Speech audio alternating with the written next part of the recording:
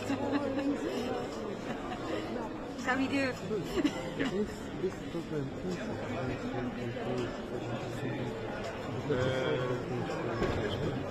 I am not sure. I'll ask that as well. Sorry, can I just make a note of it? The news conference. Just take a picture. Can we take a photo? Yeah, sure. Just right after this. Okay, yes. I'll have a...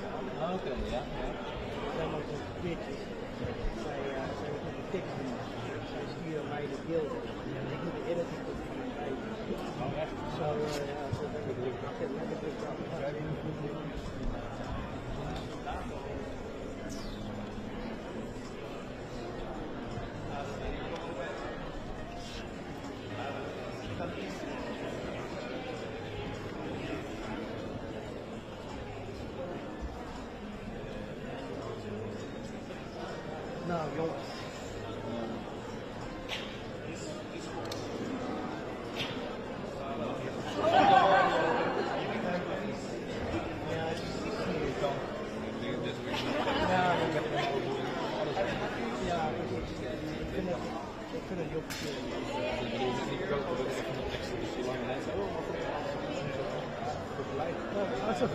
Als het bij was, zeg ik dan wel als het fijn is.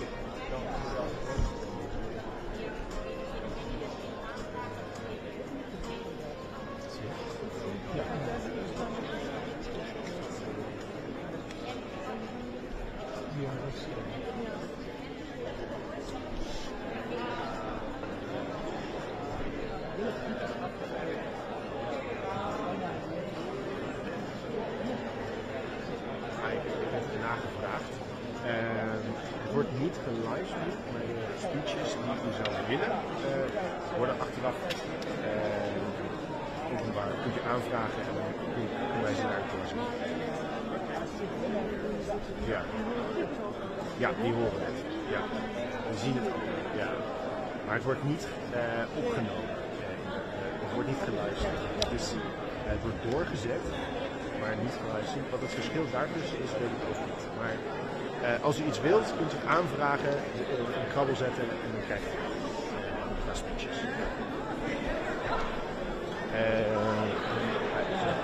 I asked, and what is coming after isn't open for participation, but it will be visible in the video, so you can see it there. But there will be it won't be recorded. Yeah. Understood. Thank you.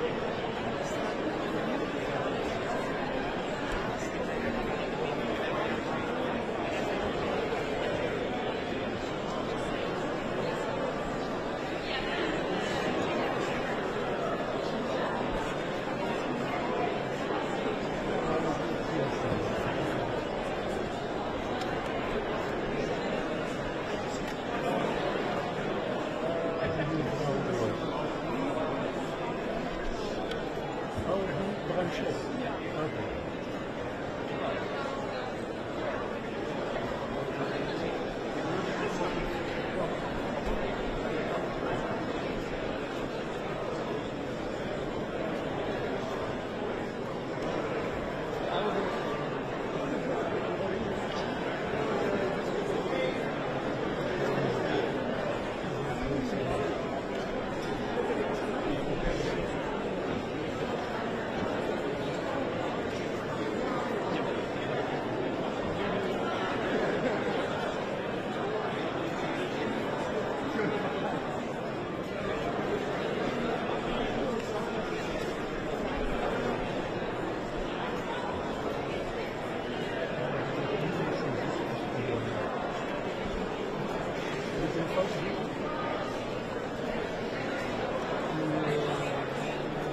Dit zijn donkerbruine haren, niet zwart.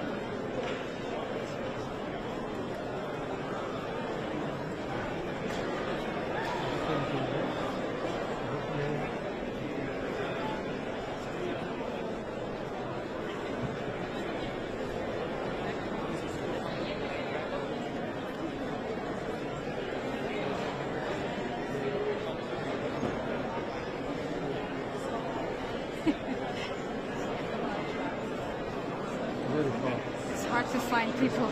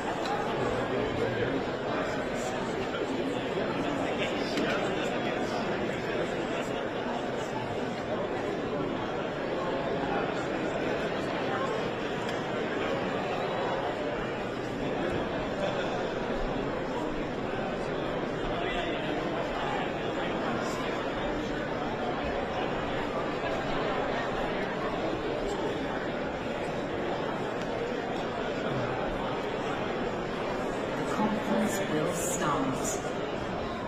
We kindly ask you to take your seats.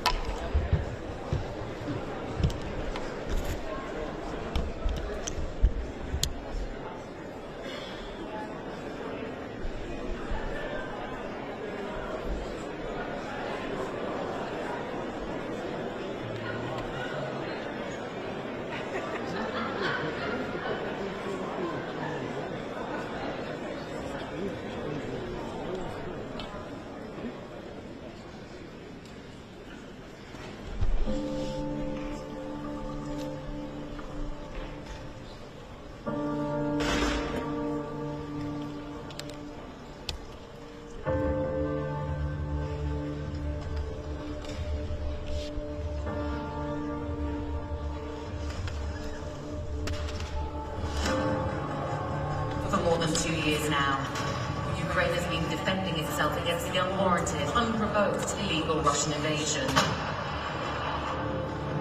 Every day, this act of aggression continues to wreak havoc on the lives of millions of Ukrainians. The damage is immense, the human suffering indescribable.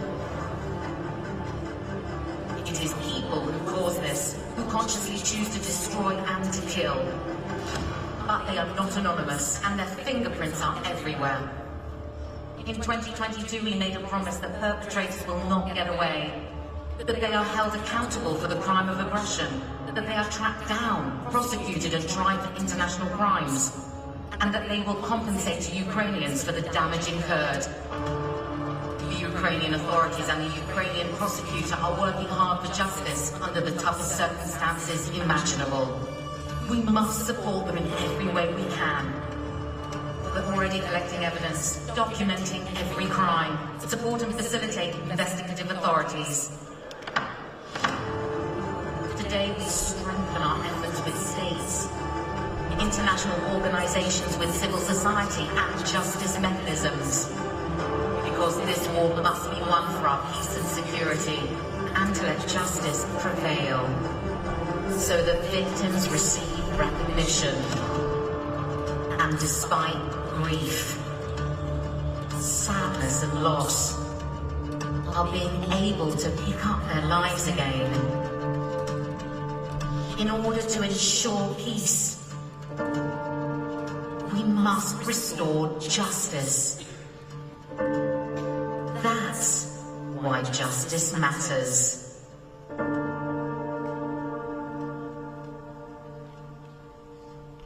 Welcome to the Ministerial Restoring Justice for Ukraine Conference in The Hague, the City of Peace and Justice. The Netherlands, Ukraine and the European Commission, as co-hosts of this conference, welcome you here today to mark the important work that has been done to ensure accountability for Ukraine and to jointly look ahead at what is to come. Now please your attention for a message from His Majesty King Willem Alexander of the Kingdom of the Netherlands. While our countries have different backgrounds, we share a strong conviction. We all believe firmly in the rule-based international order, and we stand united in our defense of right over might. Human rights, freedom and peace are the cornerstones of the world order we seek to build. And it's crystal clear that there can be no lasting peace without justice. It is unacceptable for perpetrators of international crimes to escape their punishment. Those responsible for the crimes committed against Ukraine and its people must be held to account. Therefore, it's of great importance that you are participating in this conference, focusing on restoring justice for Ukraine. On behalf of the Kingdom of the Netherlands, I welcome you all most warmly.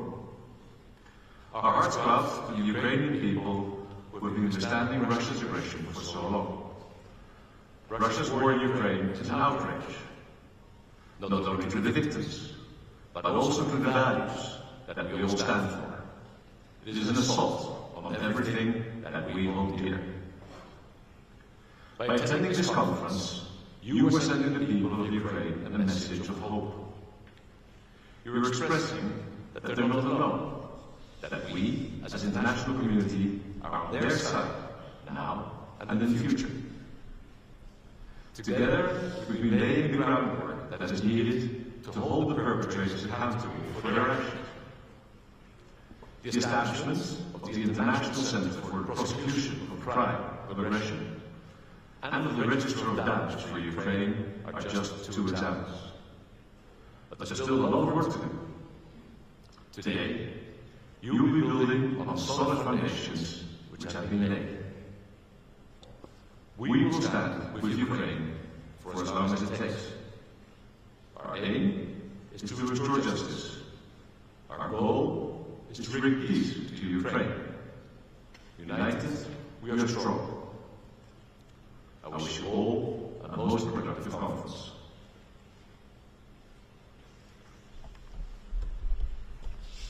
May I please have your attention for a message from the President of Ukraine, Mr. Zelenskyy.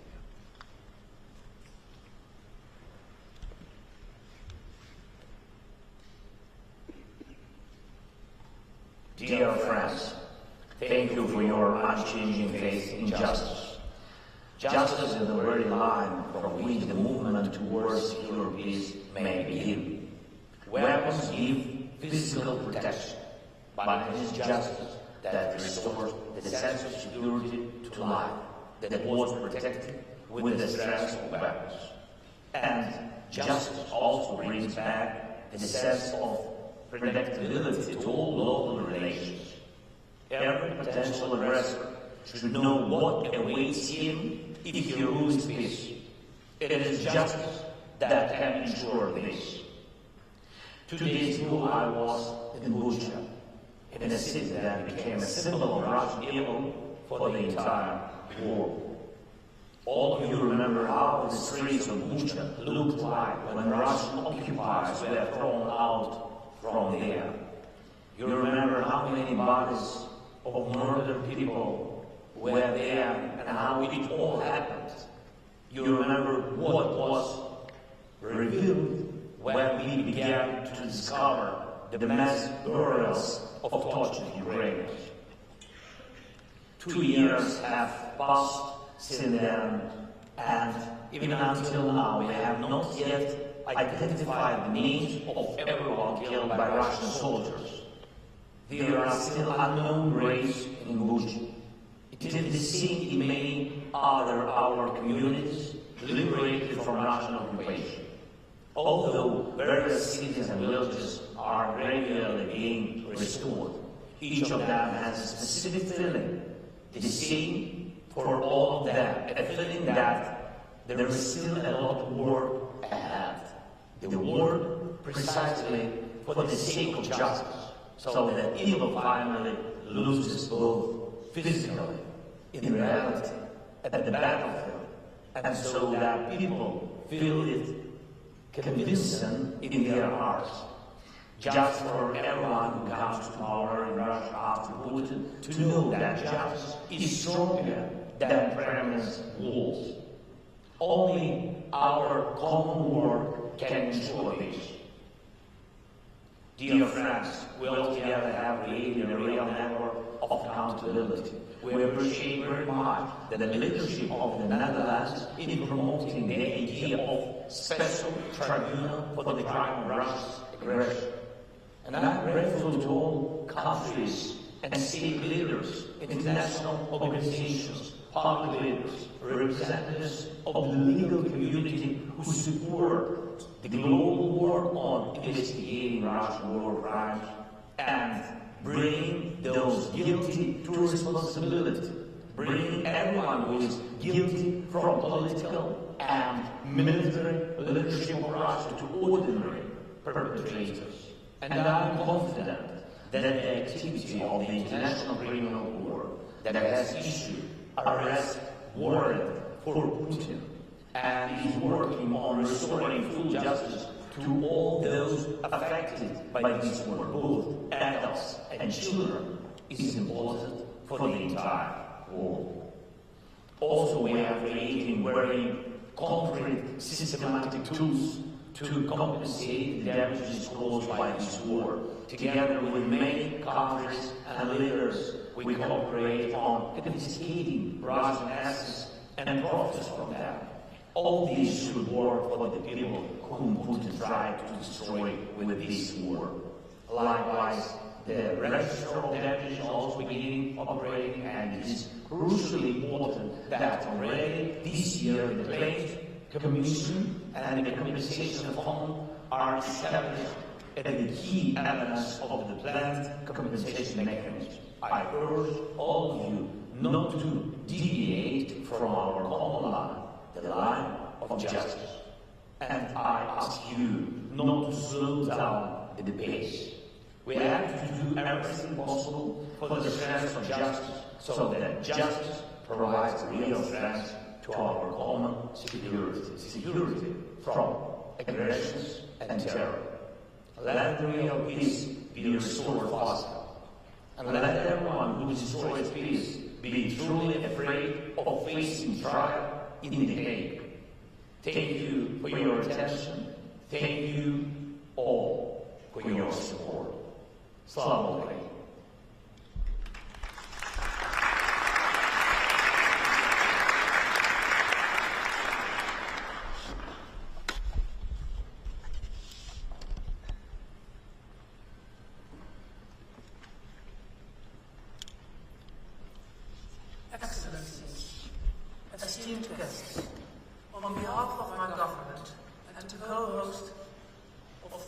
this conference, I, as Minister of Foreign Affairs of the Netherlands, would like to welcome you all to The Hague.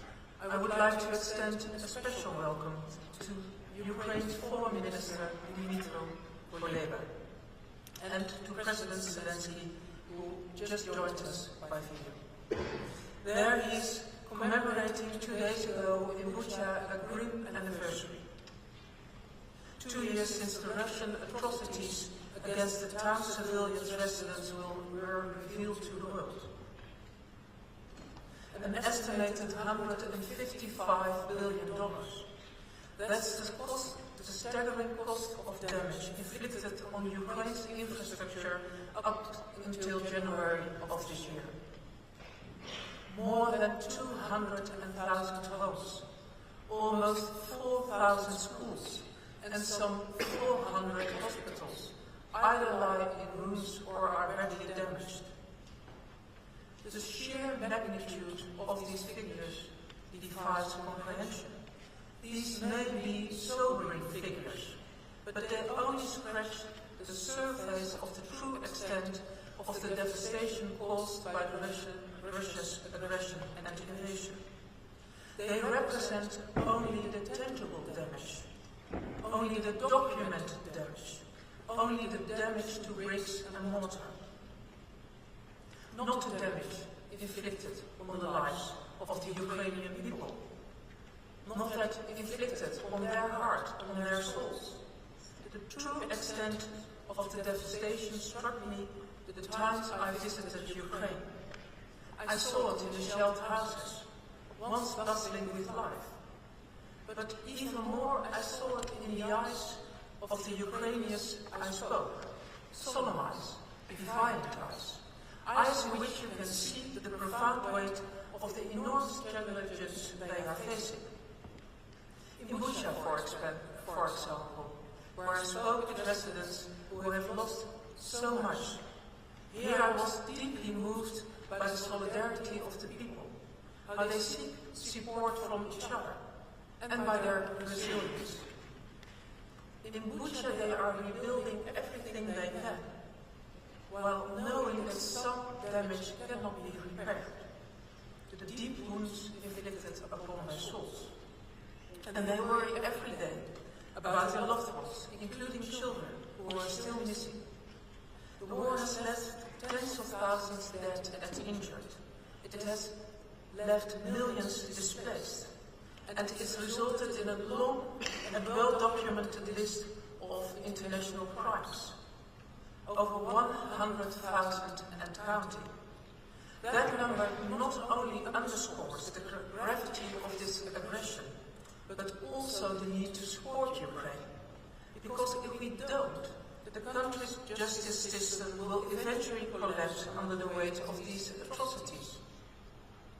Excellencies, esteemed guests, we are here today because of our shared beliefs, our belief in justice, our belief that crimes cannot go unpunished, our belief that those responsible must bear the consequences of their actions. Not just in Ukraine, but in all the conflicts we are facing. Because we know that accountability knows no bounds. And even stronger, that the conviction is our shared will. The will to move towards light at the end of a very dark tunnel. As dark as the tunnel may be, I do see glimmers of light where accountability is concerned. Thanks to the resilience of the Ukrainian people. It's because of this resilience, this powerful force that we have been able to make such significant strides. Thanks to the dedication and the will of all the countries who are gathered here today. We first joined together at the Accountability Conference almost 2 years ago. Here in The Hague, we promised to ensure that the Russian perpetrators of aggressions face accountability. This promise has resulted in tangible progress. Take the register of damage for Ukraine. Less than 18 months ago, this was just an idea. As of today, the register is fully operational. Anyone who has suffered damage as a result of Russia's aggression can submit a claim.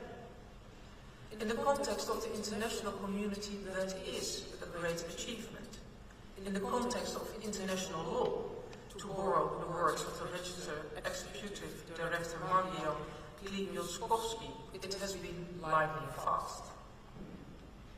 Other key steps include the ICC arrest warrants issued against Putin and Maria Lvova-Belova for deporting children to Russia, and against 2 Russian commanders suspected for war crimes.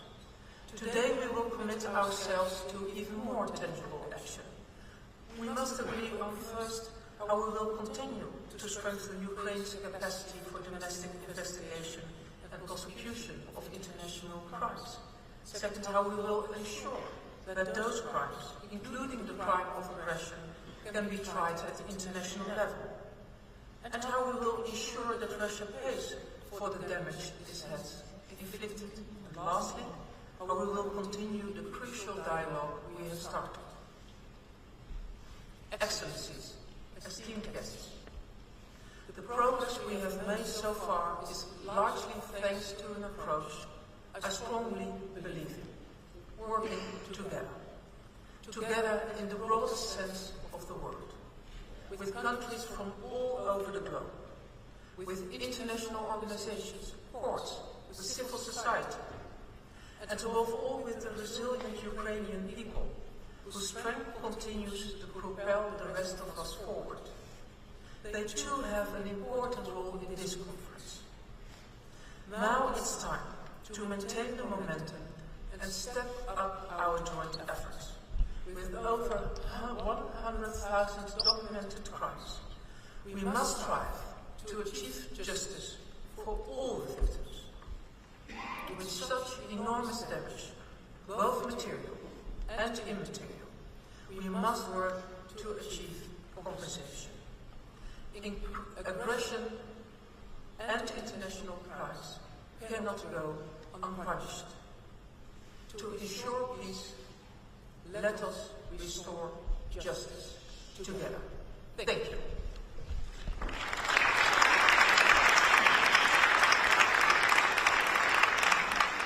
Thank you so much, and I would like to give the floor to my esteemed colleague and co-host, the Minister of Foreign Affairs of Ukraine, Dmytro Kuleba. Dmytro, the floor is yours. Thank you.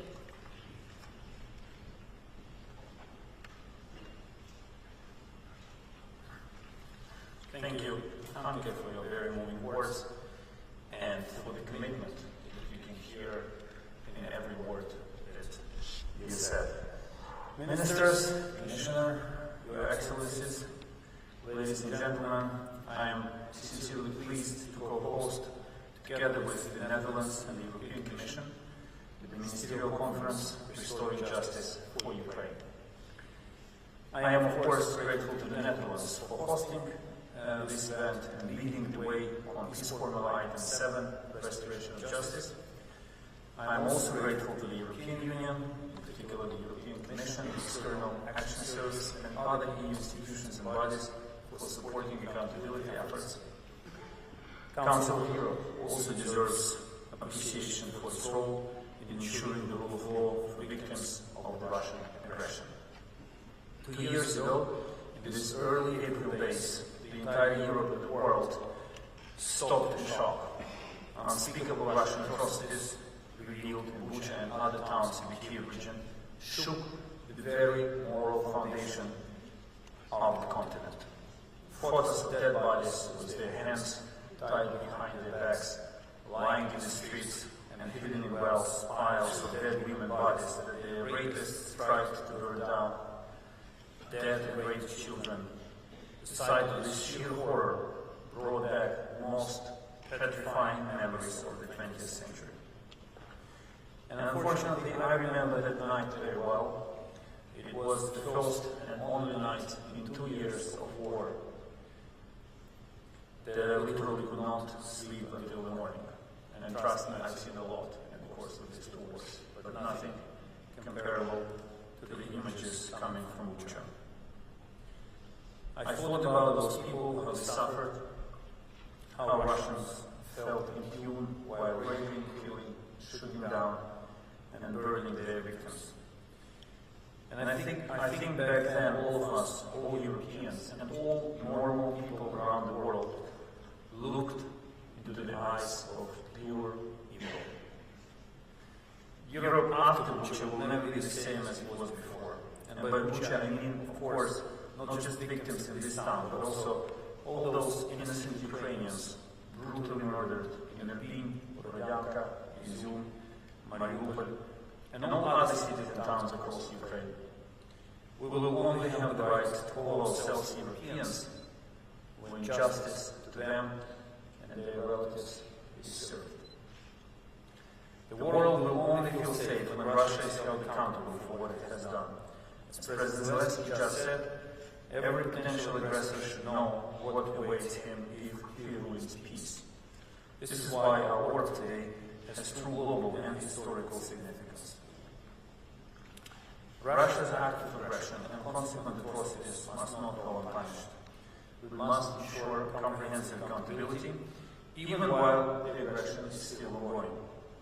This includes accountability for all the violations of human rights, international humanitarian law, and international crimes committed by the Russian armed forces and Russian political and military leadership in and against Ukraine. Dear colleagues, let me be frank. Ukrainians require justice now, not in the distant future.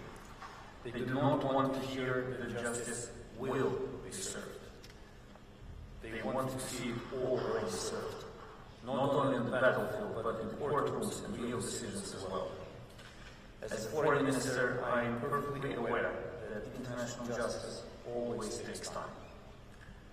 But as a Ukrainian, I cannot help but urge you to make every effort possible to serve that justice, in small or big steps, but delivering tangible results every week, every month. In this context, I commend the important steps that have already been taken, the effective work of national investigators and prosecutors, ICC arrest warrants, the International Center for Prosecution of the Crime of Aggression, the Register of Damage, the work of the core group on the crime of aggression against Ukraine, and overall accountability efforts by the international community. I thank everyone who contributes to them. But more work awaits us ahead. Together, we work to ensure the maximum effectiveness of national actions, more arrest warrants from the ICC, and accountability for the crime of aggression against Ukraine. It is no less important to establish an international compensation mechanism in full, and confiscate frozen Russian assets. These efforts require three things: effective international coordination, and this is why we're here, persistence of efforts, and this is why we're also here, and unity in pursuing our common cause of serving justice. And again, this is why we are here today. I wish everyone a productive and effective discussion, which will lead us further on the way to restoring justice in Ukraine. Thank you.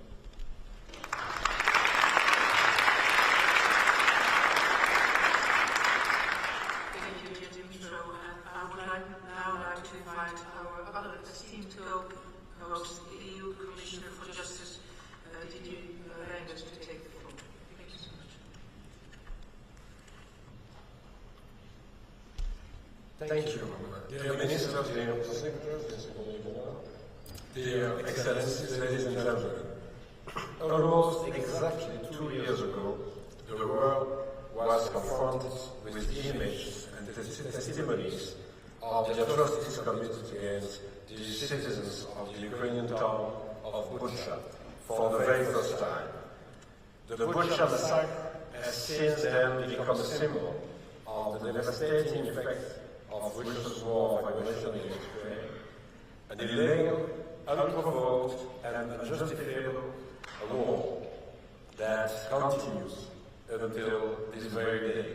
In the light of these developments, today's conference provides the international community with an opportunity to reiterate our unwavering commitment to take all necessary next steps on the road to restoring justice for the people of Ukraine and ensuring Russia is held accountable for its acts. We are set to discuss these matters further at a time where public opinion that continues to show strong support for the actions taken in response to Russia's invasion of Ukraine. Going forward, it is essential that we ensure that the momentum for future political, financial and practical support persists as we enter the third year of this war. The unprecedented milestones we have reached together in our struggle to ensure accountability for Ukraine deserve to be highlighted in our exchange with the public. I therefore fully support the initiative to develop an awareness-raising campaign that will highlight the accomplishments of prosecutors at both the national and international level. Let me use this opportunity to highlight some of the collective achievements through which we have contributed together to ensuring justice is upheld in the context of Russia's war of aggression against Ukraine. First, the fact that Eurojust has become the central hub for coordinating national investigations into international crimes, supported notably by its exceptional expertise in criminal justice cooperation and the new core international crimes evidence database. Second, the fact that for the first time in history, the Office of the Prosecutor of the ICC is coordinating investigations together with Ukraine and 6 EU member states in the context of a joint investigation team on alleged core international crimes committed in Ukraine. And third, the fact that since July 23, Ukraine and 5 member states of Egypt have been investigating the crime of aggression within an enhanced coordination structure in the form of the International Center for the Prosecution of the Crime of Aggression against Ukraine. Simultaneously, discussions continue to progress within the framework of the core group on the possibility to establish a special tribunal for the crime of aggression against Ukraine. In making the creation of such a tribunal a reality, the international community would ensure that even the perpetrators of the so-called mother of all the crimes, the crime of aggression, will not go unpunished. Finally, work is progressing to ensure that Ukraine as a state, as well as its citizens who have become victims of gross violations of human rights and serious violations of international humanitarian law, may exercise their right to seek reparation under international law. And to ensure this, the regime of damage was established within the institutional framework of the Council of Europe in May last year. I'm very honored to witness today the official launch of the submission of the first claims to the register. The register is an essential first important step towards the creation of a fully fledged compensation mechanism that will ensure that the damage caused by Russia will be fully repaired. But, as I said before, the aim of today's conference is not only to look back and take stock of the progress books, but also to agree on a long-term way forward in ensuring accountability for Ukraine. The Commission, therefore, fully supports the political declaration which participating states will sign today, and which reiterates the international community's unwavering commitment to achieving the objectives set out by the Peace Formula Point 7 in the long run, proposed by the President Zelenskyy. I urge all of you to use this conference as an opportunity to pledge further support to relevant actors that play a key role in ensuring full accountability for crimes committed in and against Ukraine. This includes national authorities and the International Criminal Court, which through their investigative efforts play a crucial role in investigating and prosecuting crimes committed in and against Ukraine. It also includes the Ukrainian Prosecutor General's Office, which must be well equipped to face the large caseload it is confronted with since the start of the war. In this regard, the Commission has provided the Prosecutor's Office with EU funding of €4 million to allow for the implementation of a new electronic case management system.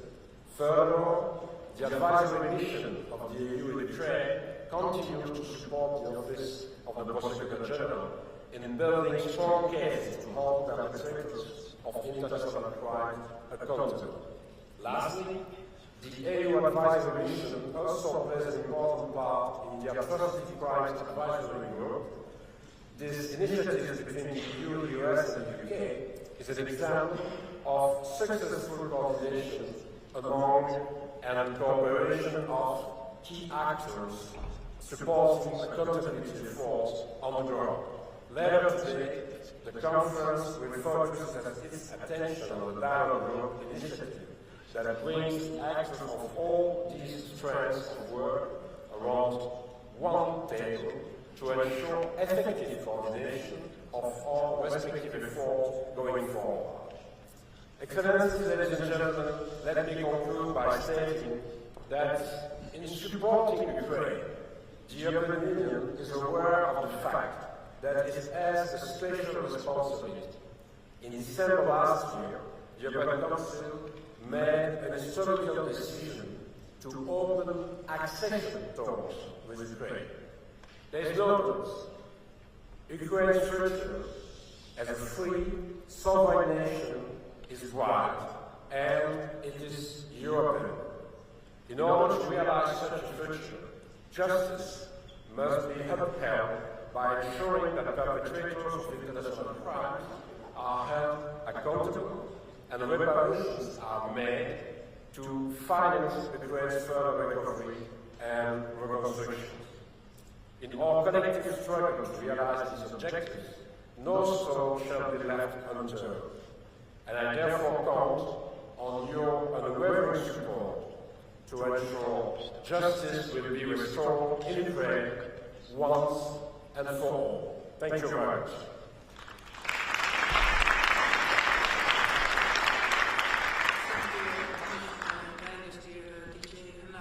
Now I'd like to invite our final co-host and my fellow minister from the Netherlands, the Minister for Justice and Security, Dilan to share her opening remarks.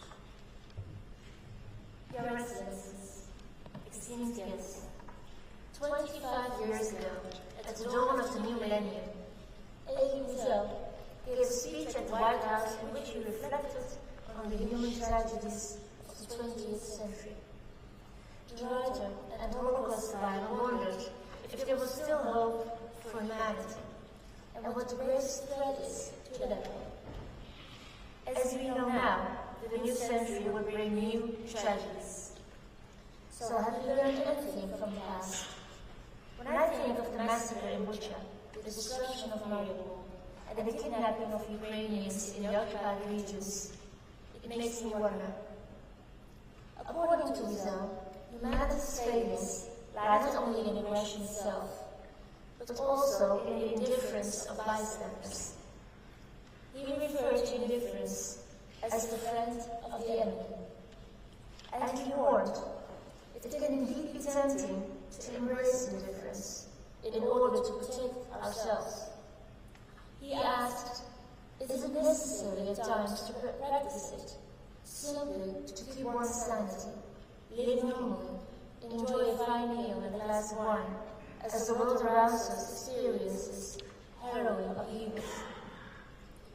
A disturbing question, and one that's almost impossible to answer. Of course, we must always guard against indifference, otherwise it will continue to strike. But it's not an easy task. Take the conflict in Gaza, sparked by the terrorist attacks against Israel by Hamas in October. In the Netherlands, I see serious divisions on this issue, but also a lot of engagement. That conflict is now taking up most of our attention, both in the media and around the dinner table.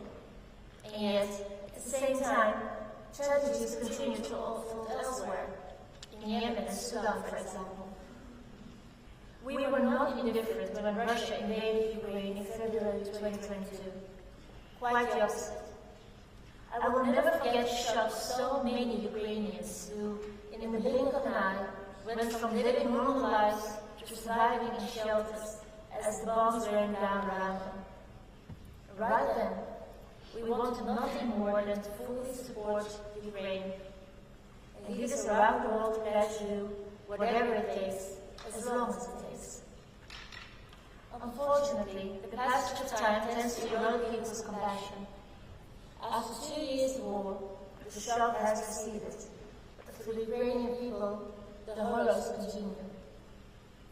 President Zelenskyy knows this. And that is why he urges us to fight indifference, because indifference is the friend of his enemy.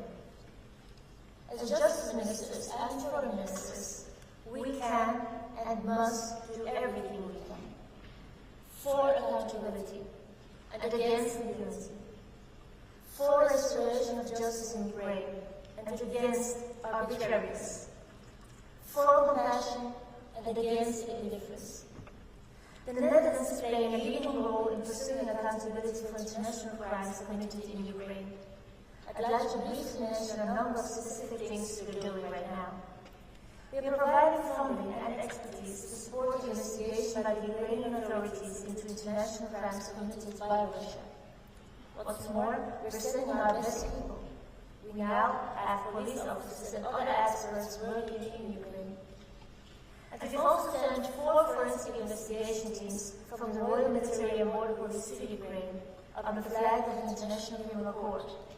Together with experts from Belgium and the Czech Republic, they have been working with Ukraine to collect evidence in international crimes. The Netherlands is also facilitating the investigation and prosecution of international crimes here, including the crime of aggression, here in The Hague, the city of peace and justice. As you know, we are the host country for the ICC and the International Center for the Prosecution of the crime of aggression against Ukraine. And under certain conditions, The Hague could also be a good home base for an aggression tribunal. In addition, I am happy to announce today that the Netherlands stands ready to host a future compensation mechanism here in The Hague, also under certain conditions. Ladies and gentlemen, Elie Wiesel said we will go forward carried by profound fear and extraordinary hope. Let us do all we can to make sure hope prevails. For there is one way in which Putin can never defeat us. He cannot destroy our care and compassion for one another, or our will to do whatever it takes, as long as it takes. Thank you.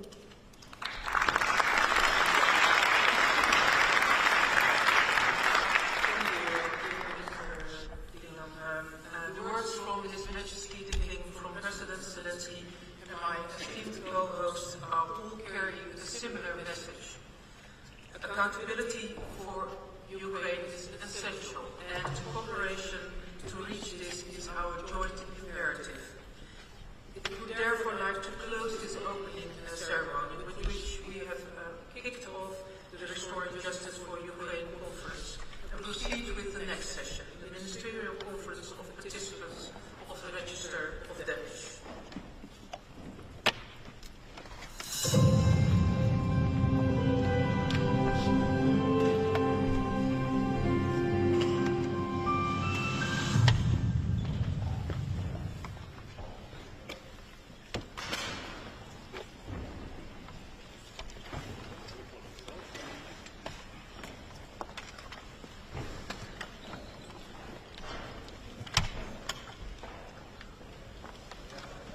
Dear colleagues, the next 45 minutes of our conference will be devoted to the Conference of Participants of the Register of Damage for Ukraine.